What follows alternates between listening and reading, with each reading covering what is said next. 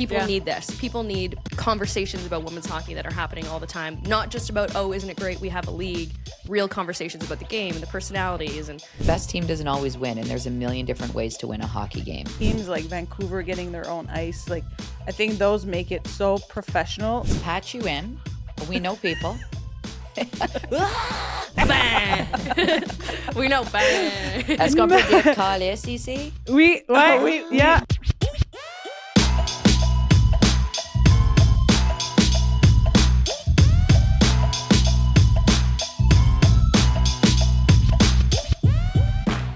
Salut tout le monde, bienvenue à l'épisode numéro 20 de Zone Neutre. Aujourd'hui, Camille et moi, on reçoit deux fabuleuses personnes, Tessa Bonhomme et Julia Tocheri. En français, ça sonnerait comment, Tocheri? Tocheri? Yeah, en français, ça ne fonctionne pas. C'est italien, mais c'est anglais à la même fois, je sais pas. Tocheri. Look at that French, j'aime ça, les filles. Mais c'est vraiment Tocheri. Oui, c'était très italien quand ma famille est venue d'Italie et maintenant c'est un peu anglais. OK, la gang, là, c'est... Moi, je suis impressionnée, tu sais, Cam? Ben oui. OK, on continue tout l'épisode en français. Finalement, on va pas... We know, Est-ce qu'on peut dire calice ici? Oui, oui. Yeah. Non, c'est tout le droit tout est ici, permis. Tout est permis. Si vous les avez pas reconnus, c'est les deux filles de Jocks and Jill, le podcast anglophone de la LPHF. Guys, we are so happy to have you here. Because we have so much to talk about. So much to talk about the playoffs and everything, which we'll get there a little bit later into the episode. But first and foremost, welcome into our little studio, our little basement vibe, chatting type of game that we I love have. it. Yeah, Woman exactly. cave A little bit vibes. of our jerseys here. We don't have a Ohio State, sorry. That's okay. I keep the know. party. Don't worry. Leave that to me. You've been though, so you know. I know that you ECAC carry the party gals, too you know? there, Cax. Yeah. We represent the ECAC, sorry. That's all right. No That's W. okay. Yeah. No hate, all love. It's all good. You see Although- how we didn't invite Buchholz though because she's Harvard, so it's just, Yeah, Dartmouth, Harvard. I get it. it wouldn't. There's not enough room here for both. Nah. You can't have two big brains in one room at the same time. There's only room for one. I hear you. You know? Yes, it's already a lot at times. But Julia, I absolutely love everything that is behind you. You talked about it a little bit earlier, but it's just pieces that you gather everywhere you go. Is that how it goes? It's a lot of miscellaneous items that fans have given me over the years. I also have like a wig that I wear when I'm pretending to be Tessa right behind me. I saw I have those a little videos, wiener guys. dog to my right. I've got the Barbie, the PWHL Barbie. Keep a couple beers behind me just in case, we go The to show gets triple crazy. overtime again. Seriously, though, you guys have been doing those live shows too. Yeah. How late was it the other night? That one was late. We were all a little delirious. Someone in the YouTube chat had said, this is Jocks and Jammies. And we're like, man, we should have put our pajamas on. I'm So obsessed now, with Jocks and Jammies now. For Friday, supposed to- we're probably going to drop a pajama line. So keep an eye. We'll send y'all a pair. Yeah. Hey, we would love one. But we're definitely doing our show in our jammies this evening. I feel like, You think it's going to go there, eh? yeah, we got to give the fans what they want. I'm also a little hurt. You didn't mention my plant. Like, you got a nice Yeah, plant. sorry. got a I was nice about plant. We got to. something I was in about common. to. I I was see about the to dust go on and that like, thing what's from happening here? You know what? It's a cute designed, or what do we call it? Minimalist. No, the wall, Minimalist. like when you have a brick. That's the English words that I can't think of right now. Dis-le en français. Accent wall. Yes. Accent wall. Oh, yeah. It's very Trying to nice. get my So I'm design trying to in there. decide what color to paint it. What y'all think? Big green color, I think, for one line Yeah, would be great. yeah. You'd probably like have a red at some point too. Right. So just rainbow is what you're saying. Yeah, Perfect. inclusive. Tessa, that's perfect. I know. It's my think you daughter's should. favorite color. Here we go. Yeah.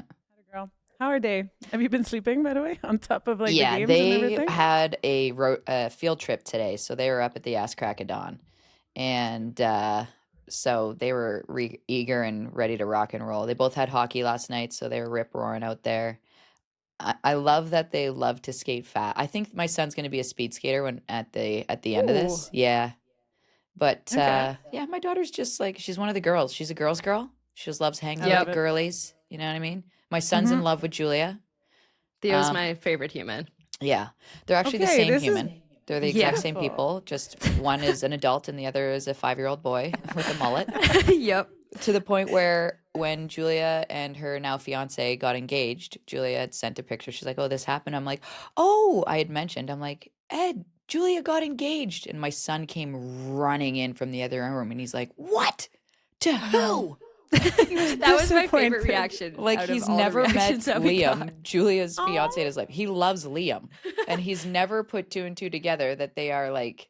I felt a bad. couple. I felt like I ruined our friend group. When Yeah. you said that. Like, You I felt 100% like I did. blew up our friend group. Definitely without talking ruined to his him first. childhood. I actually feel horrible about Oh, it. he's traumatized now. He thought he had a chance. I know, did. we were all 100%. friends. Me and him and Liam and Annie He still would loves hang out. Julia. I love Theo too. He He's the doesn't. best. He doesn't love Liam anymore, though. Now that he Gorilla. knows. Well, he The brought gorilla it- still gets the love. Yeah, because Annie brings home the most outlandish library books from school, and they goes from like gymnastics to like race cars to. And she brought home Gorilla one day, and I'm like, "Oh, Gorilla!" And Theo's like, "Yeah, where has Gorilla been?" And I look at him, I'm like, "Who?" He's like, Gorilla. And he did like what Liam does all the time. He plays Gorilla with him. Cax, like you know Liam. Like he Yeah, I loves love Tessa's him, kids, yes. and he just I don't know why he chose that as his character to He be just went whenever like they're around, but he just pretends He's to the be. gorilla, and he chases the him. And Theo's like, gorilla. "Yeah, where has that guy been?" I'm like, He's, with Julia, soon to be wife, man. Gosh, why do I need to keep repeating this to you? No, oh my God, that's Kids are too so funny. Yeah. Well, I listen. Honestly, guys, one, we didn't say it online, and I will say it to you, Julia. But congratulations, it's been a while, Yes. and I'm really excited for this summer. It's And gonna be party. I'm excited to see you both because I haven't seen you. We have been to the Montreal ones, but you guys, the Montreal games, I should say, but you guys weren't there. So when are we going to potentially see you two? When Montreal punches their ticket to the final and is about to clinch the Walter Cup, we will be there. We'll be there. Okay. Yeah. Okay. This is I'll try to be there. Yeah.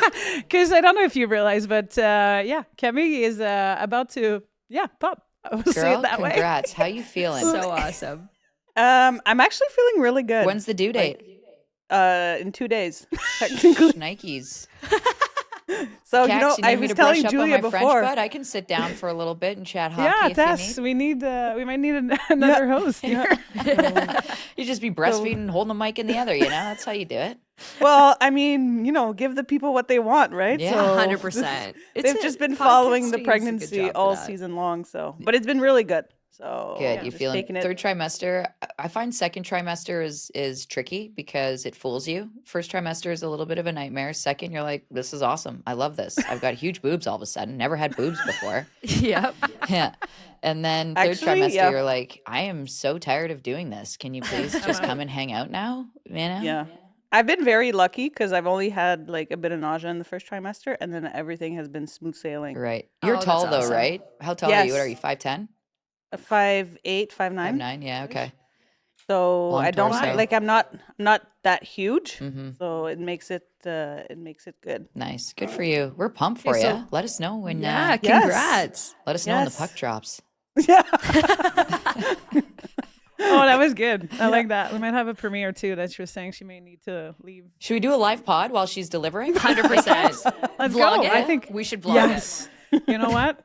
I think we should. If it's during the game too, we should definitely do. Yeah. That's what I was gonna Intermission say. updates. Reaction. Let's patch you in. We know people. Ah! All right. Back to the game. Go Victoire. Frick, I love that. I knew it was going to be a good episode, Just but yeah, Kex this is in the background. perfect chemistry. Ole, ole, ole. As soon as he comes, They're in. like, "What is your birth plan?" Well, actually, can we get like TVs and cameras in here? Birth plan is not on game day, and also make sure the lighting's great because we got cameras. Yeah. Yeah. There will be a crew. Yeah. Yep. I will say love it. this. My son is rooting hard for the Victoire because he's Oh, a yeah? massive Habs and Victoire fan. It is like battle royale in my house. My daughter cheers for, well, singularly Sarah Nurse and then the Toronto Scepters. So yeah, he's on the Victoire bandwagon and lets my daughter hear it every day that the Scepters aren't in. So So she didn't switch her team for playoffs since the Toronto's out. Didn't jump on any. She didn't jump She on likes the purple team. She does like the Oh. purple team because she likes purple, but she won't say Minnesota and she won't say Frost. She just cheers for Good. Good purple. for her. You taught her well. Fair Yeah. enough. Yeah. Yeah, that's fair. That's fair picked. And you know what? Right now, your son is probably getting the best of both worlds, obviously, with He the Habs is. going where Yep. they're going. And Because you know what this- it is? Kids are smart. Get ready for this. He realizes that Ed and I are very passionate about hockey and we, enjoy Love watching Toronto. it, and it's something that we like to share with them if they want. And so he'll be like, Dad, I'm gonna go upstairs and brush my teeth and get my jammies on real fast. I'll be ready for bed. When Mom's reading Annie a book, I'll sneak down here and I'm just gonna watch maybe some of the second period with you. And obviously my husband's like, yes. How do you say no to that? Yeah. You And can't. then He's smart. He is He'll smart. be like, is Montreal playing? Is the Victoire playing? I'm like, yeah. And so last night he snuck down. He's like, can I just watch for a minute? And I'm like, dude, yeah.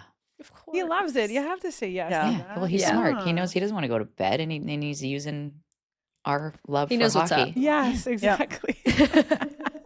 He knows how to get or stay up. That's the thing.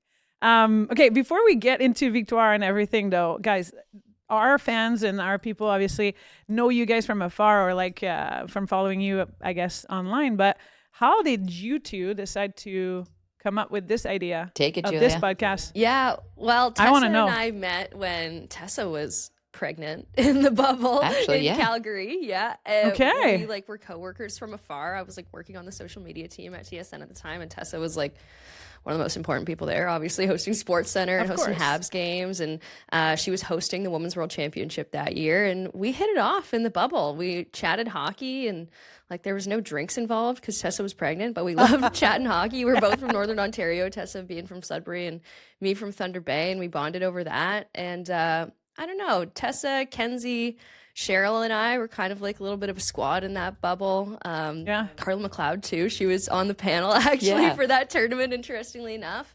And that tournament, when Pooh got that goal in overtime It was that nobody saw, and then it was she seen only around knew. the world. She knew. She was the And only then one. yeah, and nobody was really playing hockey at the time, so that play went really viral. Just felt like kind of a pivotal moment in women's hockey. And there's been lots of them, obviously, and that's kind of when behind the scenes everybody was pushing so hard with the PWHPA, and felt like things kind of happened really quickly after that. I remember being at the Brampton Worlds with you, Tessa, and barely anyone was talking about what was going on the ice. The focus was almost entirely on, okay, when is this going to happen? When is Yeah. the news going to drop? When is it going to be? And then soon after that, everything was announced. The PHF was going to be bought by Mark Walter and the PWHL was going to become a thing. And right away, Tessa called me. Well, actually, right away, we were most excited because we were like, wow, we're going to get to cover this with Yeah. TSN. It's the We're going only to be... thing I hadn't done full time at TSN. Yeah. I'd done everything else, tennis, everything, you name it. I had You never were a tennis covered queen. women's hockey I love that. full too. time. And I'm like, this is all I want to do. Take me off the Sports Center desk, throw me in. I will be everything. I want to do that. Yeah. We were Yeah. stoked. Yeah. And then It wasn't exactly what we were picturing, though, because we've seen the way the games go. The broadcasts are amazing. The broadcasters are amazing. But we were kind of hoping for a classic TSN intermission panel the way that Yeah. a lot of the properties on that network get. And that wasn't the Yeah. case at the time. So Tessa gave me a call. And honestly, when I saw her name pop up on my phone, I was like, oh, this bitch wants to do a podcast. We're so doing a podcast. I This is answered, and I happening. was like, podcast? And she was like, oh, we're doing a podcast. Yeah.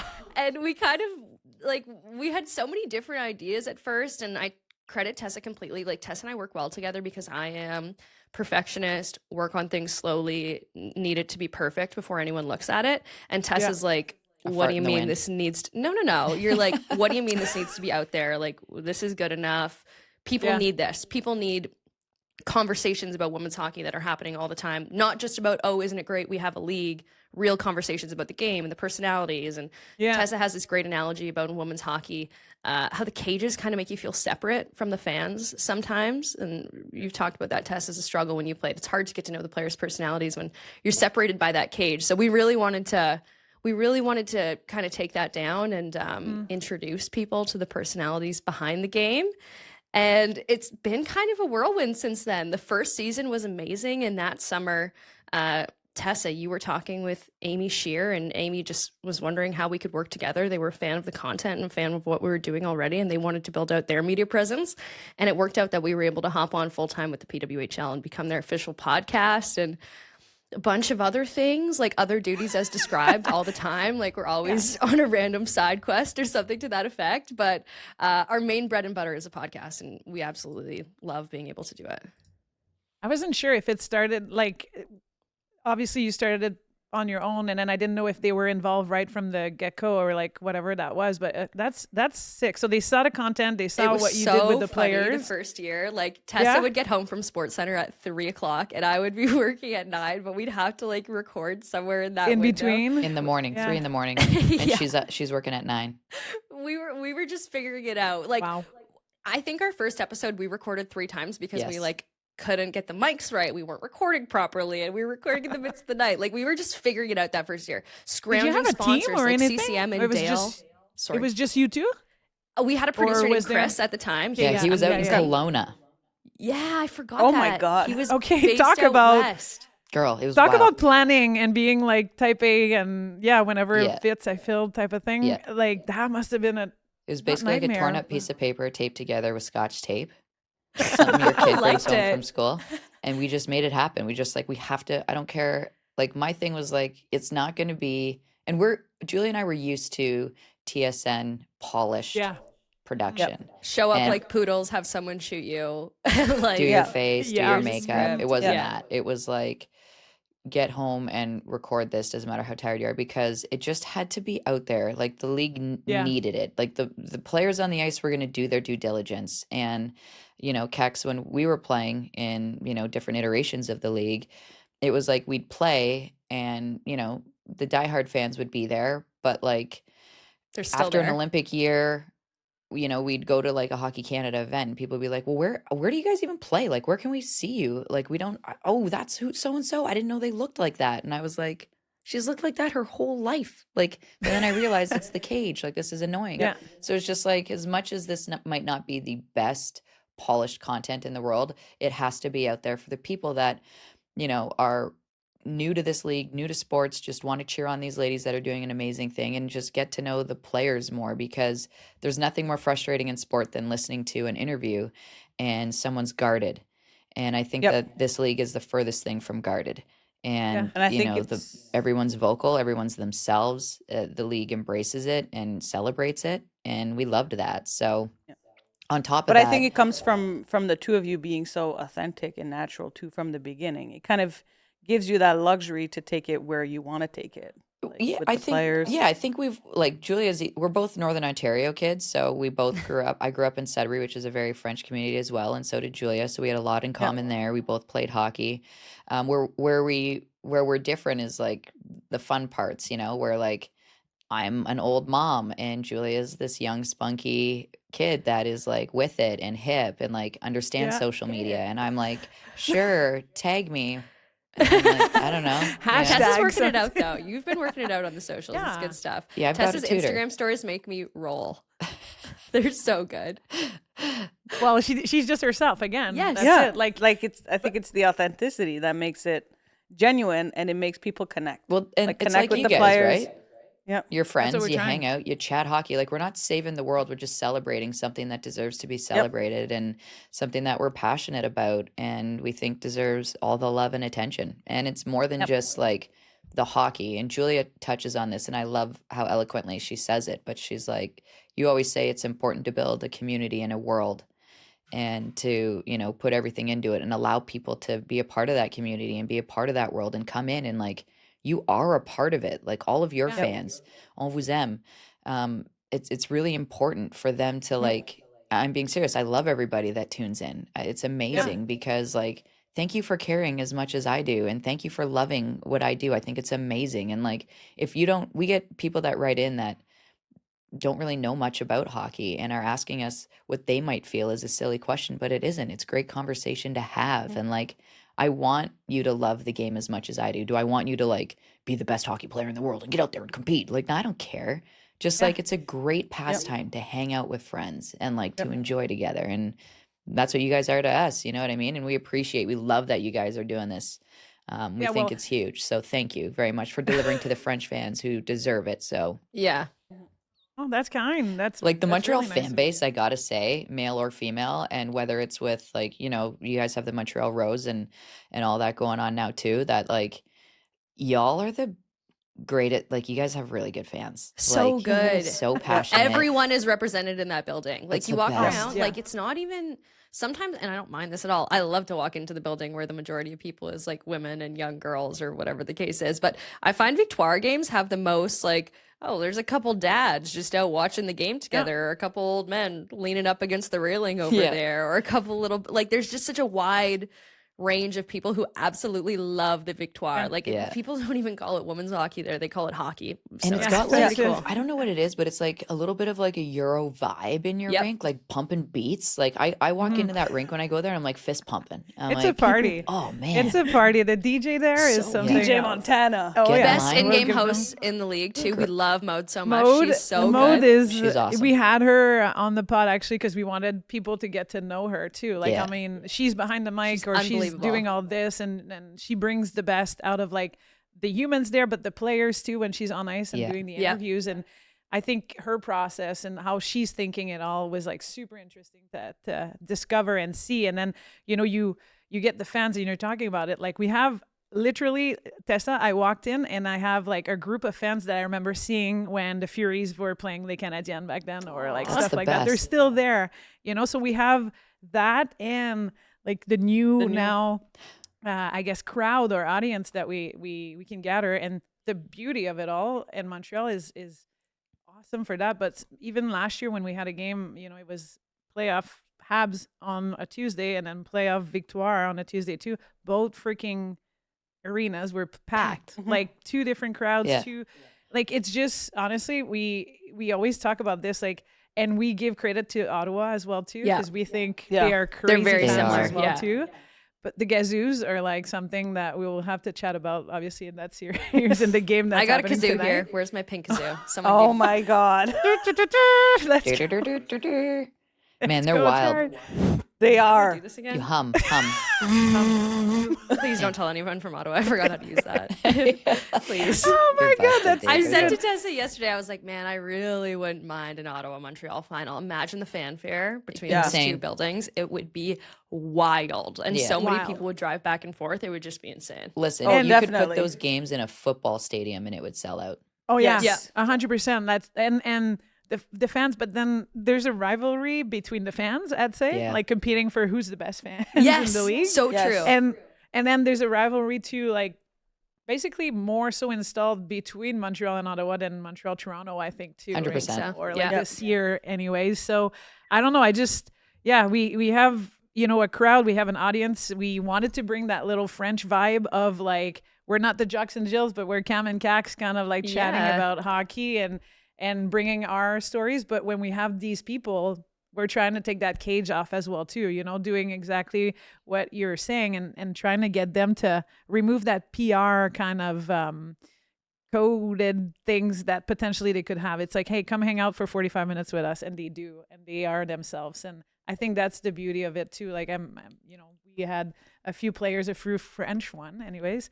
We're trying to get a couple more, and then we'll have like some English ones here that are playing in Montreal, but it's like trying to get, the people that our fans want to see too on this couch, and then come and hang out and talk about their career and stuff. So you basically inspired a little bit, and if not a lot of this that we're doing, but I think the growth of like your show too, and what we've been saying since the beginning is like the visibility that is being, or done, I guess, or created by the league for these athletes, or for, that the crowds and the inclusivity and the feelings that you get when you go to those games is like, I haven't seen anything like that done before in any other sports, basically. Wait, say that. So, No. I think your vibe and what they bought in, at the beginning kind of like led to where we're at now and how we are covering these games in this league and these players. Yeah, and it's unique. Legit, Like, do you ever go to another sporting event, or can you think of another sporting event that you've gone to where people aren't shy to cheer and get up and dance and be goofy and truly show up as they are, who they are? Like, and it's every single person. It's not, you know, a group of the super fans in the one corner. It is like every single person. And the best part is like, if someone's having a good time and like might not be the best dancer like me, and they're up on the Jumbotron, no one's laughing. Everyone's cheering them on. Like it's just people are just cheering each other on. And then like you said, there's that passion too, where, you know, Julia and I talked about it last night, where those Ottawa fans just love to chant "Ref, you suck." It's the best. I was like, you know, there could be a game where there's like, it's actually a really good refereed game, and they would be like, man, we haven't chanted that yet. We should just chant it. And it's They're like, good for one. You know what I mean? So They're for sure I going feel to like each boo. market has something about them that Toronto actually got rid of theirs recently. It was the Hot to Go song. I'm not sure why they bailed on that. That was a Toronto thing, and they were like, everyone else can have it. And I think that was a big whoopsie, because that was a big part of their identity. I don't know how to do the dance, but is it H-O-T? You just gotta spell it. H-O-T-T-O. How do you make the G? You try your Geo. best. I love how it's your face that's flexing. Yeah. You're trying hard, but it's Yeah, the face is that that's right? getting Was it. it No, backwards? you almost No, had I it. think that was good. I think it was perfect. Yeah. I missed that in Toronto so much. You're so right. It was such a big part of the atmosphere, and every I didn't know team they needs weren't that doing thing. it anymore, because that's it. Like, you went there and you knew they were going to do that dance. And it's really hard. Whoever did it, I tried to do it at Oshiaga when she came here, and No, you're just standing at the back, hands in your pocket, I like, I looked like like this G. song. I I did. can't do that, H, though. you know, H-O, what's T? T-O. Yeah, I missed What's it. T? That's about Come on. No, but you know. She's but just yeah, at the I back think doing the YMCA. She's like, nah, I do this one. That'd be me. I'm really good at that one, Yeah. too. That'd is be a me. good one. Yep. But no, we have, and in Montreal, it's like, okay, Mode, the DJ, the techno in between the periods and stuff. And then when they did the heated rivalry here, that was the craziest thing I've ever seen too. And the crowd, like, you're talking about empowerments and stuff, like every single game, someone is doing something silly and the crowd just goes nuts. Yeah, I love it. At the MSG game in New York, I Yeah. don't know if you guys caught on to this. The amount of makeouts that happened on the Jumbotron was like it was incredible. Actually, it was the best thing I've ever seen to Madison Square Gardens. Like, I will never be over it. My as long as I live, I will never forget how many amazing makeouts happened that day at MSG. That's amazing. I mean, they're not even waiting for the kiss cams anymore. No, they're just making out hoping it hits them. I You know, love it's it. like, You hey. got to shoot your shot. I'm on TV. It's happening. Yeah. Hey. And now it's like wedding proposals too. Yeah, Like there's wedding one- parties. Someone got married before the game and threw their reception at an Ottawa Charge game. Yeah. Did TD you in that see little Rob Pizzo corner. doing a toast? Like, Rob Yes. Pizzo is actually the best. He's part of that He was a fanfare part of- community too. Like, he I'm was part 100%. of Was he not that. in the wedding party for that wedding? It felt like he was doing the cha-cha No, he was with like them. leading the train, you know, when Yeah. they dance, Yeah. like, and he was doing it. Like, I was, He did a hit from the Zamboni the other day Yes. in Montreal. Like, that guy, Rob Pizzo, is such a legend. We love him. just Like, reinventing the way of doing it, guys. Like, I love it. Yeah. Like, let's be a bit less. Yeah, you're right. You said that earlier. We're not saving lives. We're covering hockey. We're talking about it. Let's have fun. yes. Yeah.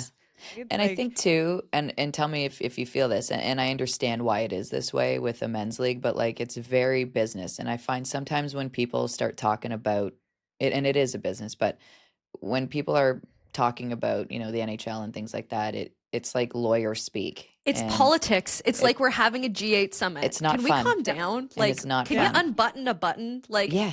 I think we were both of us leaving TSN where we were like, oh my God, we need to calm down. Like, it Yeah. really is not that deep. It's a huge business. There's lots of money involved, but sometimes the way that it's being covered is like not that fun. I Like, mean, we're you not guys- covering an election. We're covering a hockey game. Yeah. You guys had Amy Shear in her jammies. She's the best. like in her hoodie She's the best yesterday. so person. funny. Yeah. And this is perfect. This is, you know, Executive how, again, VP we're of covering, business Yeah. in her yeah, and we're jammies, talking having a about chat. expansion, a huge news for the league, and she's just like talking about how she got emotional and she teared up and like seeing Detroit and everything. But yeah, in her hoodie, in her house, and that was perfect. Yeah. Again, authentic. Like, can we chat about that too? I saw you guys trying to get a bit more details from Amy We were poking and yesterday. For prodding. those who Yeah. Yeah. We always do. We're like the kids we're literally like the annoying toddlers in the league. I love like, it. Yeah. We work there. We're like, so What are you guys What's doing? going on? Do you want to tell us? And Any we can tell other- everyone. I what think are the those truth is that it's all rumors? still being worked at on Yeah, eh? honestly. Like based on what Amy says, based on like our being nosy, I think there's decisions still to be made when it comes to expansion. Like she said It last night, just- anywhere between 2 and 3 Yeah. more, I think. Yeah, Yep. she didn't want to say for sure 4. She didn't want to Between say 2 and 4. Yeah. for sure 2. I'm just like, and you're right. It might be that, or I'm just flabbergasted about all the new rumors now. Yeah. The new markets like San Diego came in, Vegas. Now today I woke up to a San Jose potentially rumor. I was like, okay, where? This is The like girls nuts. want to I be thought- warm, I guess. The girls are like, send us somewhere warm. Give us one warm option. Yeah. They're feeding the You can't rumors give us 2 themselves. rainy options and 6 cold ones. We Yeah. need 1 warm option. Very true. I mean, like they haven't confirmed, but Hamilton seems to be potentially something too. I don't know. Were you guys at the game for this year's? I was actually at an Ottawa game the same day as the Hamilton game happened. My parents but were there and our producer was there.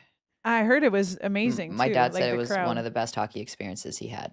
They redid Yeah. that whole barn too. Like I can understand if there's eyes on that right now. Apparently that Yeah. facility is amazing. That fan base, like I don't know if you guys have ever hit a Ticats game before. It's crazy. They are Hamilton gets it. crazy in Yeah. that market. And Yeah. I can understand how it would draw from like London and that west area where it's a little bit too far to go into the city. Yeah. So yeah, to Toronto. I could see it if that winds up being the case. And again, that building has just been totally revamped. When I mentioned it to Liam, he was like, "Oh my god," because he played in the OHL. And he's like, "That Yeah. building smells like fish. No one could play in there ever." I was like, "No, they revamped it. They redid it, Liam. Yeah, And I They cleaned think the what floor, would be finally. nice, and I think what would be nice, and same thing with Detroit too, like Amy was saying, is that they would have like their own space, their own facility. Like, Yes. and I think that's what makes it even more professional too, with these new inspection teams like Vancouver getting their own ice. Yeah. Like, I think those make it so professional and add on to what we're getting from these teams and from the players. Yeah, the league has criteria, obviously. Like there's Yeah. boxes to be checked. And I think, if you are if you're a city or a town that, the fan base is truly eager and wants one, it's like great. Okay, that's obviously mandatory, but like where are they playing? What's the availability of the venue going to be like? What is the venue like? They need a practice facility. They need a place to work out. Where are the offices We need for offices. for yeah. everybody? So that stuff is really important to them. And if you have that in line, I think it immediately puts you up as a front runner. Yep. And Detroit to me was just a no-brainer. That was Oh, just yeah. like, it wasn't a matter if, it's just like, hey, when are they doing Mhm. this? Hockey And- I feel like I Oh, feel like that one was like no one had doubts on it. Either. Yeah. Like the programs there, the girls like associations and everything, like Little Caesar, Young, like it's just that area. Yeah. And then now I'm curious to see if we're gonna go more west, or I mean, for the Frenchies here, obviously Quebec City was like that a was big so like good. That oh, game we was would so amazing love- last year. That was Yeah. like one of my favorite games I've ever been at. That venue's amazing. Remember how loud that was, Tessa? We had some Yeah. fire food too. yeah, Yeah. really good food. What do you guys think? You think that Quebec could host a team? I think Quebec could, but I don't know if the owner or like people involved with it were like, I don't know what the conversations are, or if the league is scared of like a little bit going to kind of markets that are similar to, are you splitting the crowds? Are you gaining from these markets? Like, it's like, depending on the criterias that they're like hitting, like you were saying, I think the facility is there. I think the offices are there. I think there's room to build things in the Centre Vidéotron. Mm-hmm. I think the fans are there too. So it all depends on like who's behind it now in terms of like that operation side of things. And I think what would be great with Quebec is it's a great minor hockey hockey development area. Like Tons of kids there. Quebec, there's a tons of young girls playing. So now you're gonna have University of Laval coming in playing university. So you're getting like even more exposure Yeah. into that. So I think that would be awesome as well. But again, we'll see. If anything, we can sell it to the league anytime. Yeah. If they want to have a conversation, we're part of it. We're in. We would love a team in Quebec. We Hypoth- never yeah. get included in those. So No, good luck. Hypothetical. If Quebec City did get a team, you think Kath Dubois would ditch the Victoire and head on home? What about Pooh? Like it's Who is like an hour Well, you away have from there. Desbiens as well. Yeah, Desbiens Debbie. not that far. all What- their Desbiens is Charlevoix's little like pride. No, yeah, Yeah. it's I think Dubois would be, probably thinking about going back home, and then a couple Quebec kids that we were just mentioning. I don't know if Pooh would leave Montreal. It's hard to picture. I don't. But yeah, like, I don't- Kath, imagine it's how- hard to picture. Imagine like, how and Renee not playing cranky on Montreal. the fans would be. That's an immediate rivalry between the fans. Remember that first game when she got booed in Ottawa? Can you imagine if she went into Montreal and got booed? was Like how first- insane that would be. My But she brain would loves break. it though. He was like, first time I get booed in Canada. Is that what she said? Yeah. Yeah, and she loved it. She's like, and I loved it. Yeah, we had her here, and she was talking about That it, was a but good yeah, interview. You guys nailed that one. That was yeah. really good. It was fun. It was good to have her be her. Yeah. Just chatting about the game and everything. But I guess this brings us to now this series, and then what happened yesterday, and her playing time and everything. You guys touched on it. Yeah. I think that the staff and this team has like found and discovered their identity with and without Pooh. And I think that's what makes such a difference in this series, Victoire versus Minnesota, and makes them even, and I talk about like Victoire, makes them even more dangerous to me. And I feel like this is playing a little bit in the head of like Minnesota. I don't know how you guys see it, but knowing that they can do it without Pooh and they can do it with her, how much does that play in your head as a team? I mean, they're offensively gifted over there, and they have the players, and they can do it. But I think that yesterday was almost like another proof of that kind of concept in playing without her and the system and believing in each other as far as like Montreal goes. Yeah. Like we've talked about this a lot on the podcast. Like sometimes when Pooh gets like grumpy on the bench and you could see it, like I get kind of nervous. So I can imagine the teammates around her like probably get really scared, and it might be a bit hard to play around. Like Pooh's so awesome. She's just herself. She's also an Aries like me, so I get it. We can be a little bit spicy. She's a competitor. Me Yeah, too. she's She's Julia. hyper competitive, which is why she's great. Yes, absolutely. I don't know. The team just reads off her so much, and if her shoulders drop, it felt like everybody's shoulders would drop. And now it feels like there's something in Montreal that if she's in, like, I can't imagine what she's feeling right now. Like she's injured, she's battling through it. She's still contributing so much. I can't believe she got that triple overtime goal. It looked like she threw all of her weight into both legs in that moment. I was like, oh my gosh, girl, how are you doing this? She wanted to go home. She wanted to go home, and then we had She her on was our live tired. podcast afterwards, and then she had to do media after that. So shout out to I us saw for that being the too. worst. But it's been cool to see the way the team, I think, has grown with and without her around, and even like the coaching staff and how they manage her and stuff like that. Like I think it's been a development, and it takes some time to figure out when you got someone on the bench that is going straight to the Hall of Fame as soon as she retires. Like, it can't be the easiest thing in the world to have to coach, but it feels like everybody's settled into their roles. Yeah, I think the key thing there is confidence, and both of you as players, I'm sure understand this, because when you are confident in yourself and as a team, for example, with Montreal, it wasn't only the players without Pooh that were gaining confidence. It was like as a team as well, they were gaining confidence. And then as a coaching staff, there was confidence in the team. So everybody was just passing these confidence cards back and forth. And it was like, it's no knock on Pooh. None of this is, but it was like the best thing to happen to this team for her to take some time away and for them to figure it out. And the Olympic break was amazing because the way they ran their practices was awesome. It was like less thinking, more playing. Stop being scared about making mistakes. Because if you're playing not to lose, it's the wrong way to play. And so they say in English, you got to take a chance to get a chance. What's that in French? Prendre une chance pour avoir une chance. Direct translation. I think that really? translates well. I think that's a good one. So I think that, that's it. And if you look at Minnesota, look at how much that confidence has helped them over the past 2 years. They were down 2-0 in the inaugural season to Toronto, came back, immediate confidence, immediate. All right, we know we can do that. It doesn't matter anymore what position Minnesota is in because their core has the confidence that nothing matters, and their coach breathes it into them. It's one shift at a time, one game at a time. You don't look at anything else. What's done is done. You pack it up and put it away. What is next? What's the next step? The next step is your next shift. Go out there and win your battle. That's it. Get off the ice, rehydrate, take care of yourself. You get right back out there. And I think that Montreal has learned that this year. And that's why this series is really freaking awesome, because in that third period in the last game, there was not a lot of Montreal. Okay. There's a lot of Debbie. There was a lot of clogging the middle.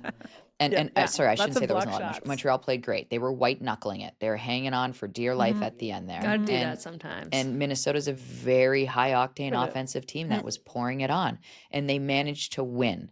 So now Montreal knows that, like, we don't necessarily, you know, have to be dominating the entire game to pull off a win. Thank goodness we have Anne-Renee Desbiens back there because she's awesome. Thank goodness we have Pooh that can put a one-timer in the back of the net if the opportunity's ever given.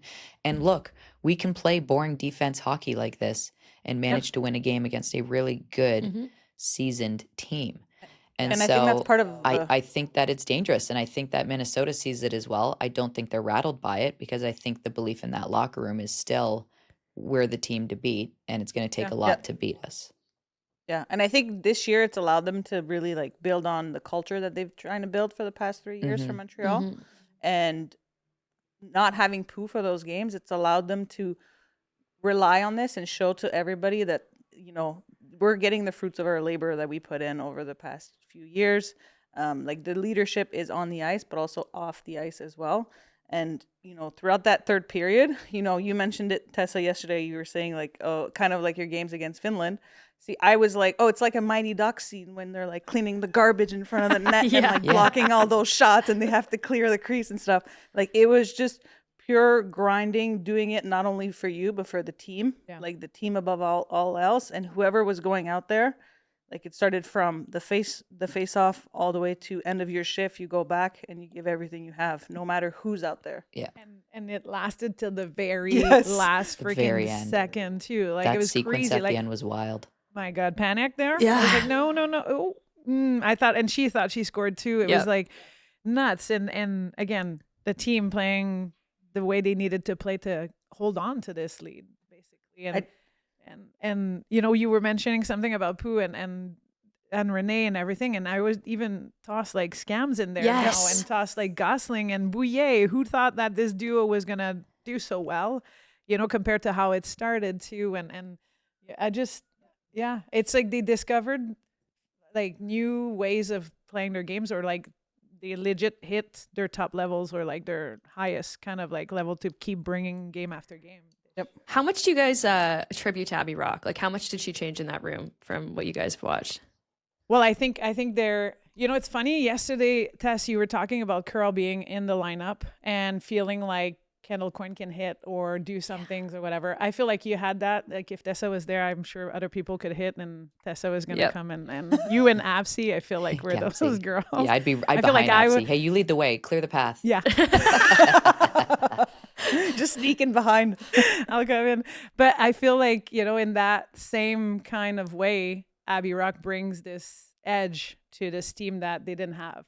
Like, I love Pooh, love Stace, love the intensity that Scams brings and everything. But when you want the chirps and the defending yourself and then, you know, disturbing, I think that little part was missing. I think they gained it with Flaherty and Abby Rock. I think that, you know, it was like chirp, but let's not get involved type of thing, versus like, you know, you need a couple players that are shaking things up. And I think Abby did that on top of, you know, bringing her hockey IQ and then the way she sees the game and that pass. I mean, the other night on that entry, with Stace and Pooh. I mean, it's, you know, she sees it, she slows it down just enough, although she's playing with, you know, Stace, who's like super fast on that line. But then again, I really liked her on that second line too with Greg earlier in the season. And I thought that gave a bit more too of an edge. So I think she's changed it, but she gave that edge of meanness. Yeah, totally. You know, so, I mean, that's all on ice stuff, which is Yeah.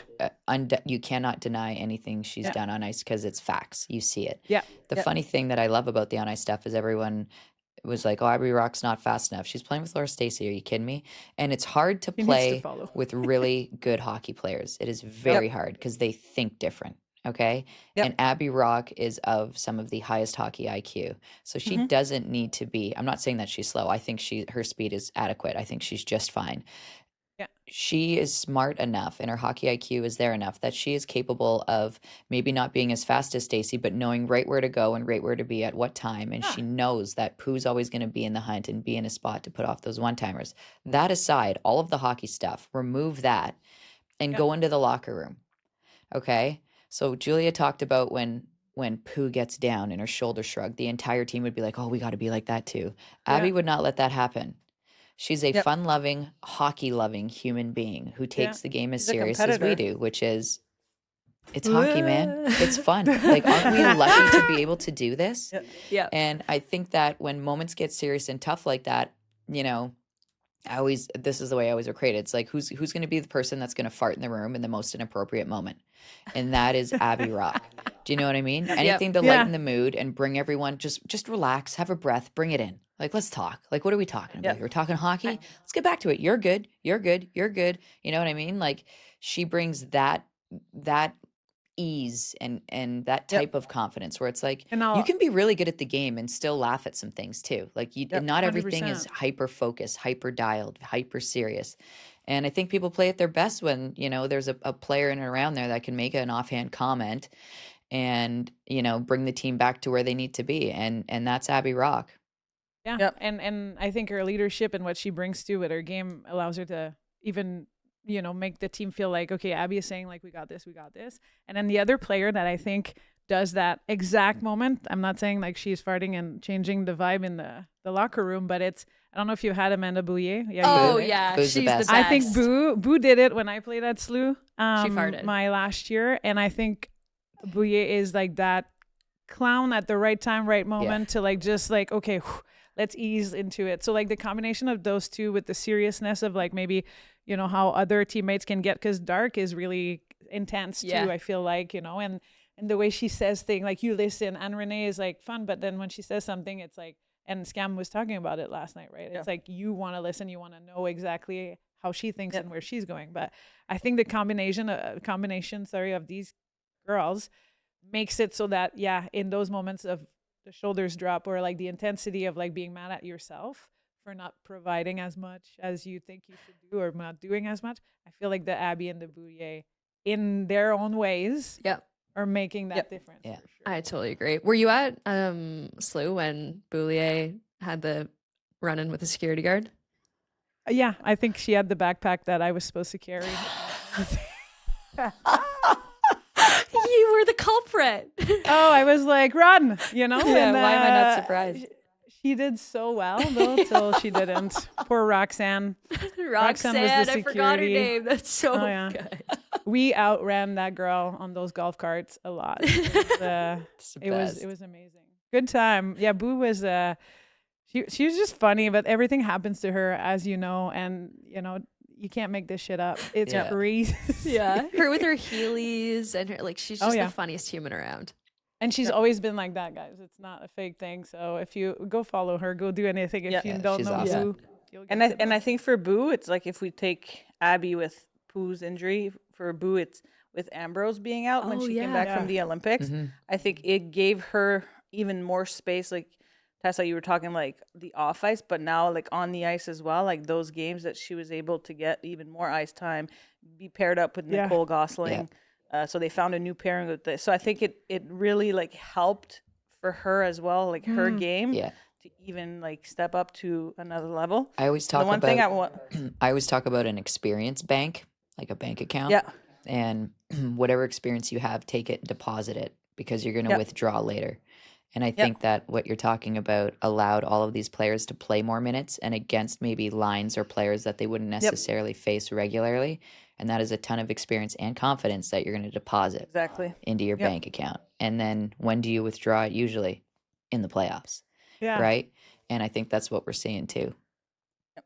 100%. And then, you know, just to add on the Bouillet thing, like, I don't think people knew how smart and good she is, just like maybe how certain people didn't think, you know, or saying Abby Rock is not fast enough. Like, you need to outsmart certain defensemen or forwards if you're that size. And I'm thinking and reaching out to talking about Bouillet right now. She's like barely 5 foot.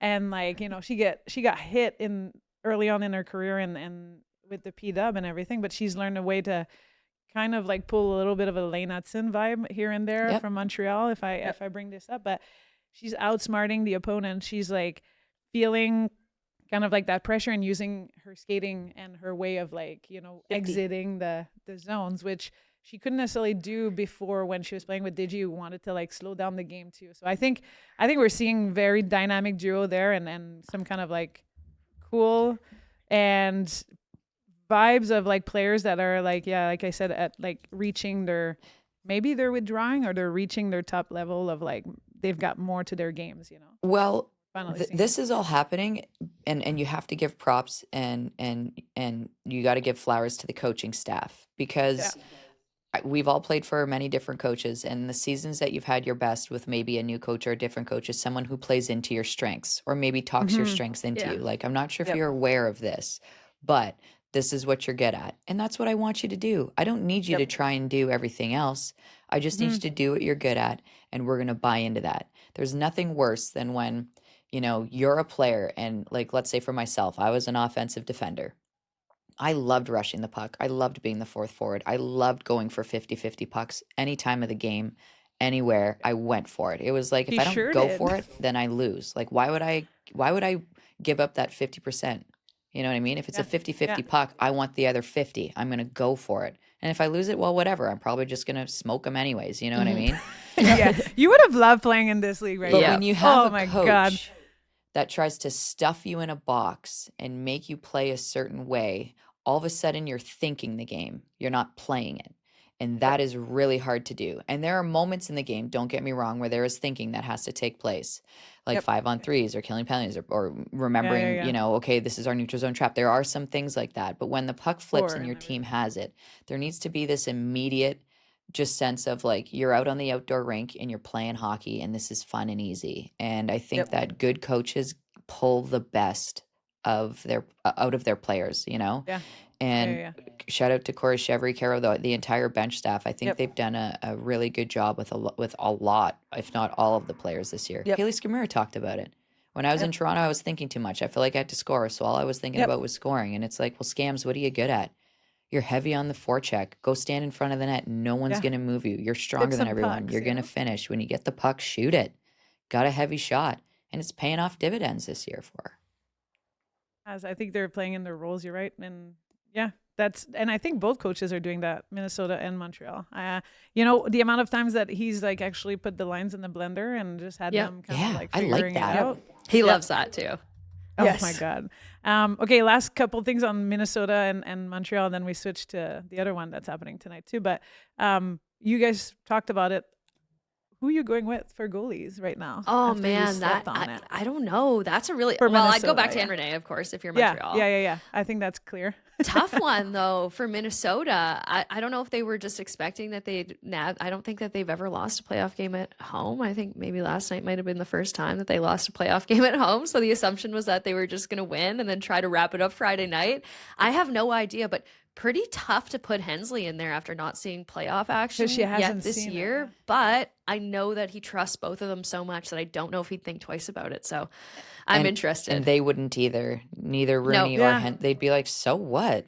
Like, and they'd be like, it's hockey, and I've won the Walter Cup. They are so unbothered. Like, I remember from playoffs in the first year, I forget if it was Hensley's car that broke down. Rooney's car that broke down. Hensley picked her up and said, play your playlist. It's your game. I'm going to get you dialed and ready for this. Like, is that not the coolest? They just have the best. Yeah, they roll with the punches. And that's the thing with Minnesota. They really do roll with the punches. So literally and figuratively. I don't know what they're going to do for goaltenders. I think maybe he goes to Hensley, but then Becky made us laugh last night. Like, Ken's response to her was like, of course Rooney's going in. Like, did you see her play last night? Like, of course she's playing. So, and she did well. It's not like she let a couple she didn't lose that game. That you're and that's the thing too, that the it's not even a tough part. It's a good problem to have, I guess, but the team is playing really well in front of both goalies too. Like they do not change. Like, you know what I mean? Sometimes you have a goaltender that you're more confident or you play differently a little bit in front of or whatever. Not the case for Minnesota. So whomever they put in, it's the same game. They got two starters, and that's the luxury they have, is that there's never a blip. They never have a blip, and it's never Yep. like I don't even think the player. If I played on that team, I would never know who's playing because you're just okay with it. It's like, oh, Yeah. you're in, cool. All right, I didn't know that. And it's Like, crazy. the anthems It's are about to crazy. start, and I just realized you're starting. And it's crazy because we're saying like, okay, they have the best duo, and then you're talking, and this is my segue to the other series, I guess. But then you get a Phillips or a Frankel scenario who those goaltenders are taking over games, and then so did Anne Renee too. I just the vibes of this league and the goaltending that we have, guys, is unbelievable. And right now we have the best kind of like matchup too going on. If I'm talking about the duo of like Minnesota versus Montreal, and then you have I guess the two Americans, Yeah. Phillips versus Frankel too, and those two teams just hitting each other. That's heavy series. They're It is both heavy pretty hockey. heavy, but oh my gosh, it just seems like nobody can make a play without having to feel a body afterwards. Actually, Yeah, that's the case in both series because I felt that way last night too with Minnesota and Montreal.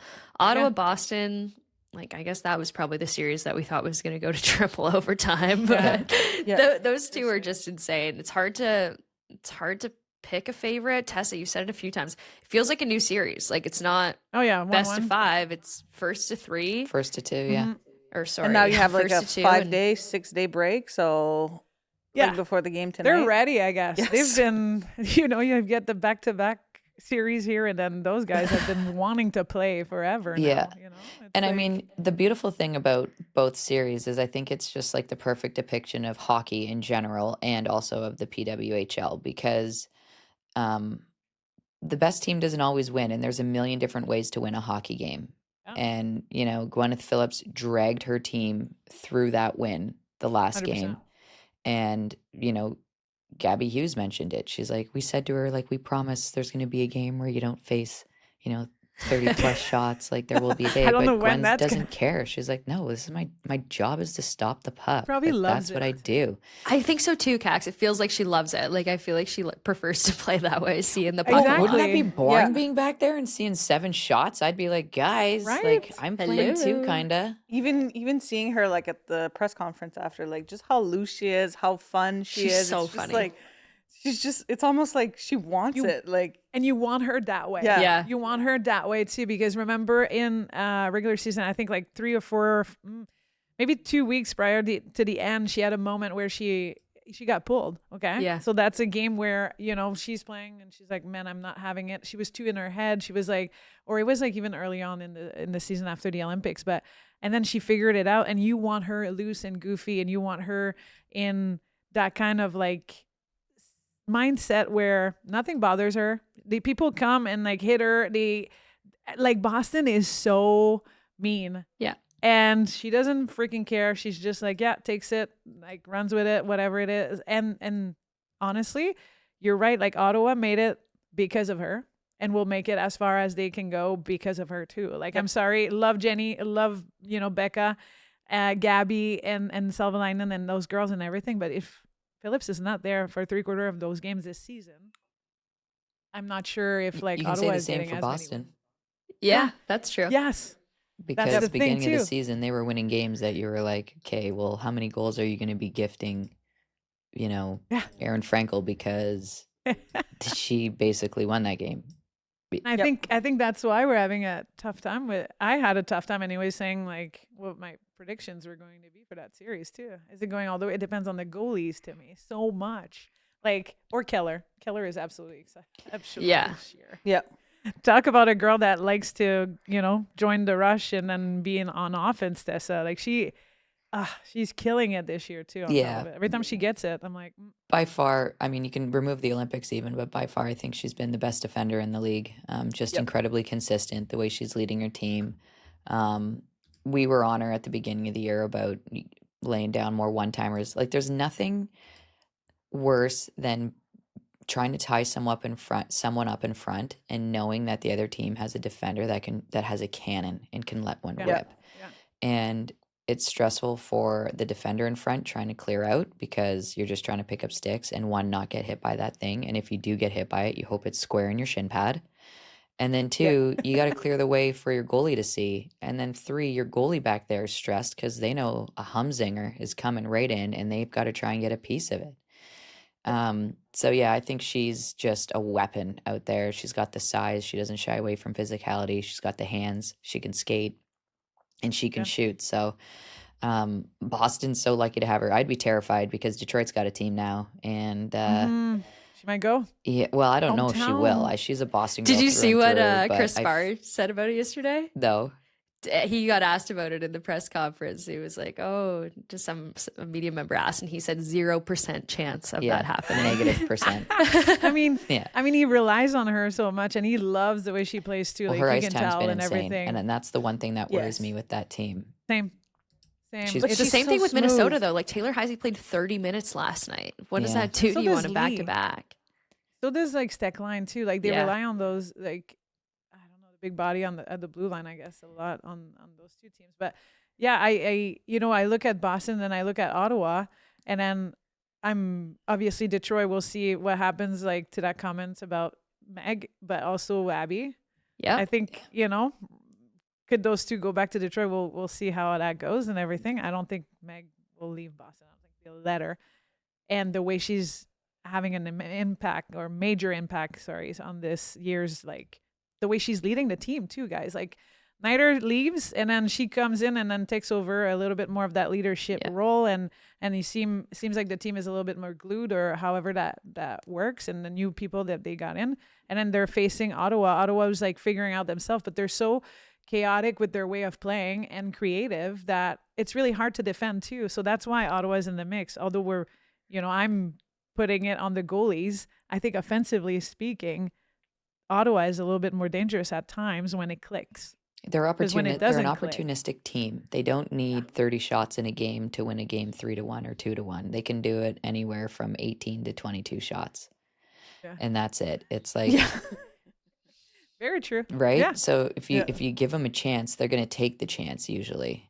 But my thing with Keller and the ice time in Boston versus Ottawa is like, Keller has almost 60. Keller's played an entire game through the two games, and your top D pairing, people will argue, well, that's what a top D pairing is. And it's like, that's fine, but is it sustainable right now? Is this sustainable? Can you do that?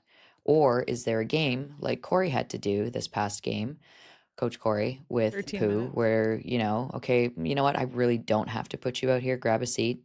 We're going to get you a little bit more rest. We're going to manage your minutes. What was that thing called when in basketball? What do they call it? Managing time management or something. What do they call it with the players? Load management. Load management. Kawhi. Wah, wah. Anyways, He this is literally load invented management. that. Load Yeah. management, I think, is going to matter. Can they afford to do it now that the series is kind of restarting and it's 1-2? I don't know. The thing is if this series can be closed out tonight with Montreal and Minnesota, they're going to have a long break and rest. And so you have to allow that to enter your equation for how and when you're playing players as well. Or are you just going to ride it? Are they good enough to be able to be ridden out like that? Like, is their fitness up to snuff? How dinged up are they truly? Like, are they being taped together? If they're healthy, let them ride, let them fly, because Megan Keller's conditioning, I'm going to assume, is top notch. Yeah. Haley Wynn's played just under 60 minutes through 2 games. She's at 58, 56. Like, those two are going to be relied on heavily, but do you have to do it in the situations that you're putting out? Because if you do not believe that it is sustainable, then there's a bench management and load management that needs to take place. Right. No, and I would be skeptical if they didn't do it all year long, but they did. So I Yeah, feel like that's she fair. can still do it, in a sense. Yeah. What are your thoughts for tonight? So you think Montreal could close it, and you think Ottawa could? Tonight's or going to be a it's bloodbath, Boston? both games. It is. It's going to be crazy, and I'm here for it. And like, I don't know how my poor 2 screens that I'm going to be children. watching on, they're just They're going to be going to be fiery ridden hot. hard. We are kind of banned from making predictions, and if anyone sees us make a prediction publicly, someone might throw rocks at us the next time they see us in Don't do public. it. So I've already been banned from Ottawa. I'm not looking to get banned from anywhere else. people were tagging I you in thought our Julia comments was going yesterday, to being be. like, "Please, Tessa, can you say the Frost will win? Please say the Frost will win, so they lose." They think that we are the worst luck ever. So I'm hesitant. I don't want to put my name next to anything right now Okay. and be blamed But for it's going to it, be a but bloodbath. Yeah. I like We'll the go with idea of that. Montreal closing it out. I do, especially with to your point, Tessa, how the top players on Montreal were managed on the first half of the back-to-back versus the way the players on Minnesota were managed in the first half of a back-to-back in a must-win game for them. I think Montreal has a little bit of an advantage tonight. Do you, with the experience that Minnesota has? Like, you don't think? Oh yeah, I'm like probably Brita- gonna end up sounding like an idiot. See, like I do that all the time, Julia. Brita Curl's starting the game, and the puck's getting dumped in deep, and good luck whoever's going back to get that puck because you're getting run through that back wall, and that's the tone of the game. And you send Flaherty as soon as she gets in. Boom. Yeah. And it's like just happening nonstop. Yeah. Every time she enters or she's close by or you bump into that girl, like you have to be getting her a little bit frustrated because she's going to give you a parlay. Yeah. And there's going to be like no shift off for Minnesota. Like they are all going to be on the same page. It's going to be like pedal to the metal because really they have nothing to lose. Like it's you. This is the game that you have to give everything you have because there might not be energy to give tomorrow if we don't do it now. But for Montreal, I think it's just like they're trying to rewrite their history. Yes. That's gone wrong for the past 2 years. So I think that's also their motivation of like closing it out, having that opportunity to close it out tonight. It's like they've been riding on 2 years of not making it through the first round. And so I think pedal to the metal for them too, just to be like, listen, like we're here, we can make it happen. Like they need to just go all out. Yeah, it's not that's just a lot of pressure. Totally. It's not just for each other, right? It's for the fans as well. They truly feel like their fans deserve that and they owe it to them. So there's they're carrying some baggage with them. Yep. Yeah, I said to Tessa recently on our podcast, and like God love, like we said it, Montreal has the most dedicated fans, the best. The comments on RDS's page lately, savage. So savage. They're like, they choked on les séries, toujours choked on les séries. I'm like, oh, guys, chill out. Come on, it's been 2 years. They're the Montreal Victoire. Like, welcome to Montreal. Choke on les séries. The fans are nuts in terms of like, you got to love them, right? Of course. It's a hockey town. I get it. But I was laughing reading through the comments. I'm like, no, I understand why fans feel that way, but I just cannot call a team that features Anne Renee and MPP and all those characters choke artists. It's you can't just, call her out. I can't. No, it's fair. And then, okay, so we're going to go to that because, Julia, I'm the same. I go one way and then I'm like, ooh, but Minnesota is so good. Ooh, but this is good. Anyway, so we're going to leave it to that. No prediction, no nothing. It's going to be 2 very freaking intense game. I'm excited. I'm also excited to watch your live shows now that you're having too. We didn't speak about that much. We've been talking and saying yesterday you said this and yesterday, but fans and les gens qui nous regardent, il y a un show après chaque game, OK? Chaque match des playoffs des séries de la LPHF. Jocks and Jills reçoit des joueuses, reçoit des analystes, reçoit des membres aussi du front office de la ligue. C'est plein de belles informations, c'est le fun, c'est vibey. So be there tonight because that live show is going to be fun. And wear your PJs. And wear your jammies, Yes. Jammies. Vous pouvez rester en pyjama. Ils vous donnent le droit de rester en pyjama. Exactement. Écrivez vos commentaires. Ils adorent le marché francophone aussi. Puis je pense que vous avez à gagner à aller les voir. Ça, c'est sûr et certain. Tessa, Julia, thank you so much for being, No, Oh, you want to do it? Ben oui. Oh, okay. So we're going to make you guys do something that we do at each and every single episode. Okay. We actually, I don't know, we like the tab in the back or pat. What is it in English? Like a kudos, like when you go back to the French. bench and you did something We know French, guys. good, like Oh, yeah. Tap dans le dos. tap dans le dos. Okay. I think that one so- translates pretty directly as well to pat on the back. pat But on the we back. can continue. Just like yours earlier, Tess. It's perfect. That's it. So we like to give one out to a person, a player, a group or whatever. And Camille's going to start us off with her tap dans le dos. Okay. She's looking at me like I'm crazy, or maybe I should. She always does this. She just throws me under the bus. Going, here, go first. My pat on the back, I think it's I'm gonna give it to Corey because I think it's tough. You see, like on TV, Corey Chevry career playoff record 1-6, or Oh no, And so, the RDS you're comments, here we you're go. carrying that load from the past 2 years. You go into the series, you finish first in the season. You get to pick your opponent. First game, you come out with the loss. You get the fans starting to say, it's choke encore. It's this, the same story that repeats itself. Not afraid to make some adjustment, not afraid to, bounce back with the coaching staff and kind of regroup and say, okay, how can we do better? How can we come out on top this time? So I think, she deserves the pat on the back on how they regrouped and were able to grind it out, win those 2 last games completely different ways, adjusted the Minnesota style of hockey that they brought forward. So I think it's pat on the back to her.